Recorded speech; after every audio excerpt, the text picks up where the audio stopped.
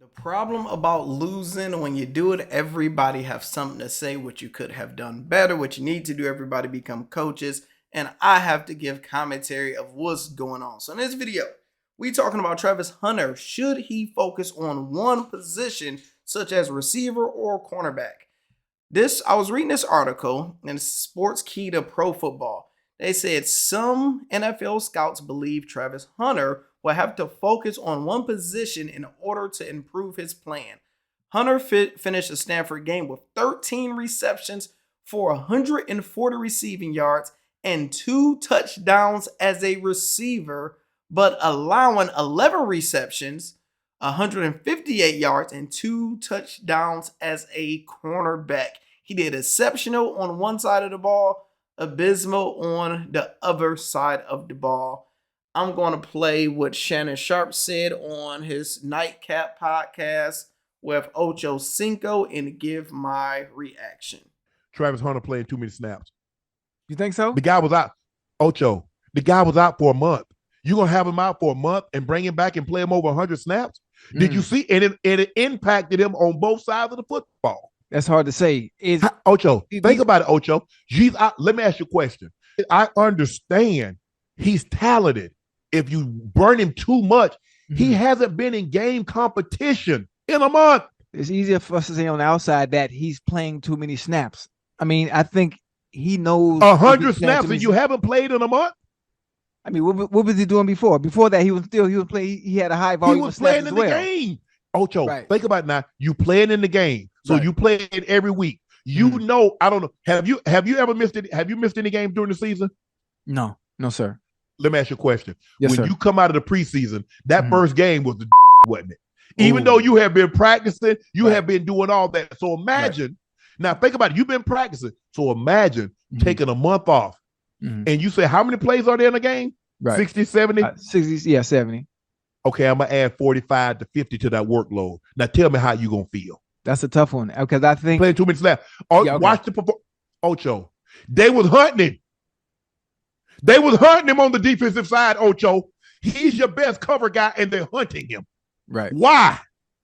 Because the legs. You're playing. Hold on, Ocho. And this is what you're gonna say. Okay, you're right. They're playing him 100+ snap at altitude. That's not Miami. That's Denver, Colorado, where they send you to go train. The Olympic training facility is in Colorado. Right. They send you to go there because the oxygen. He was playing a high volume of snaps before and was playing well on both sides of the ball. And pick up the ball against TCU. He was playing the same number of snaps. So how about just this game?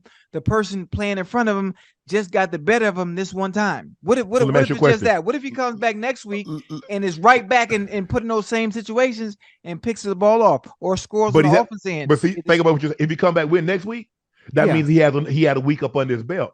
But let me ask you a question. When he picked that ball up at TCU, was he coming off an injury and missing a month of the season? You're right. So with this debate, two things can be true. Yes, he could have just had a bad game and my man got the best of him. And the second thing could be, hey, you might need to focus on one. What I know off of my experience, I played football, played free safety, played receiver. Wasn't too much anything, no receiver, too short. But with free safety, I hit hard.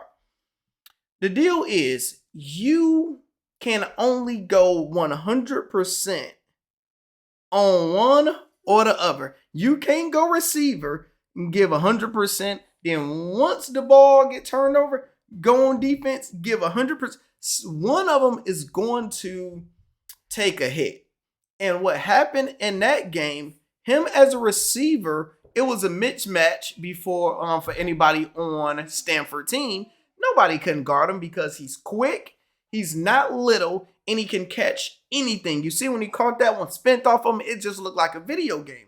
The problem is on defense, you can create a mismatch or you can make it harder for him. That brother that was dominating, he was bigger than Travis Hunter and he had hands. They just told him crossing route. Let's go right at Travis Hunter. Boom. That one in overtime when he caught the ball over his head, it was nothing Hunter or anybody on that team can do about it. So my opinion, my thing is I would play Travis Hunter mainly on third down situations in offense. Third, fourth down, and red zone on offense. When we need you to make a play, go in there and make a play. He would still probably average 1 or 2 touchdowns. He'll probably still average 50 to 80 yards a game.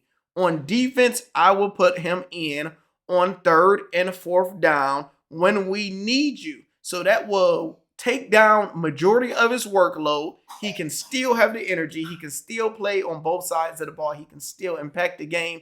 That will probably be the best way to do it. I wouldn't just cut him off one side of the ball, but if you did, I honestly would say I will put him full-time at receiver. The reason being, Shedeur trusts Travis Hunter the most. That's just what it is. He's going to get the most targets.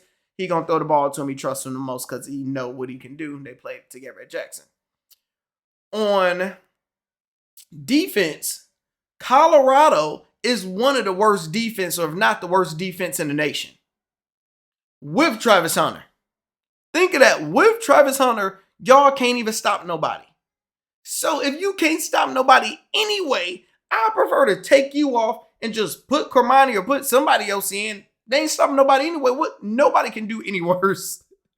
And put them in an offense. So at least when they score, you get a chance to go back down there and score. And we just see whoever got the ball last. That's my opinion. What's your thoughts in the comments?